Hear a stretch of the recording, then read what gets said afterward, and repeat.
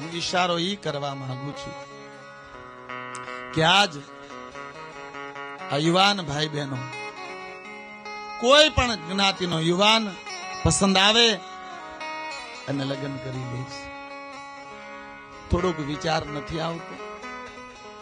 એક આપણા સમાજની દીકરી એક ઠાકોર કોળીના સમાજના છોકરા લગ્ન કરી લી, ભય લાગે, કલંક લાગે.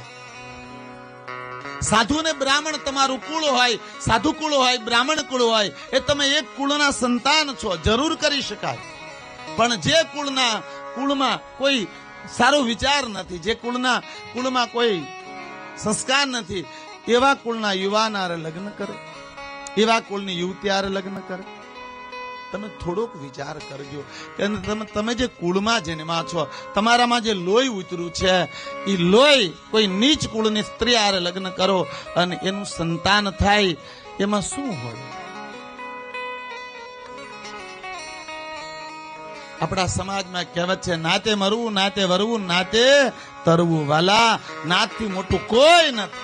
આ દેશના યુવાન ભાઈ બહેનોને મારી પ્રાર્થના છે, 100માંથી 60% લવ મેરેજ થાય છે અને કોઈ પણ કુળની કન્યા નહીં. મારા બાપ, આ કન્યા એક બાળકના લોહીને ઓળખ્યા વગર ગોદમાં લેતા ધ્રુજે છે, તો આજ એની હારે જીવન.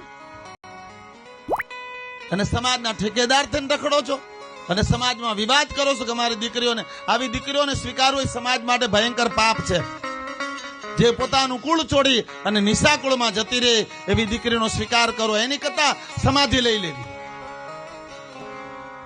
આ સમાજમાં વિકૃતિઓ વધતી રહે એટલા માટે કે ભાઈ 5 દી બધા વિરોધ કરશે, પછી બધા સ્વીકારી લે. ગલાત. આવા સમાજના યુવાન ભાઈ બહેનોને મારી એક બહુ જ મોટી સૂચના છે કે પોતાના કુળથી કોઈ દી નીચે નહીં ઉતરતા, નકર સમાજ તો માફ કરી દે, મારો મહાદેવ તમને ક્યારેય માફ નહીં કરે.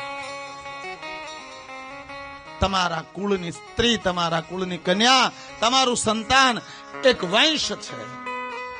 વણશંકર પ્રજાનો અર્થ થાય નીચ કુળમાં જન્મેલા સંતાન, નીચ કુળની કન્યાથી જન્મેલા સંતાન, નીચ પરિવારથી જન્મેલા સંતાન.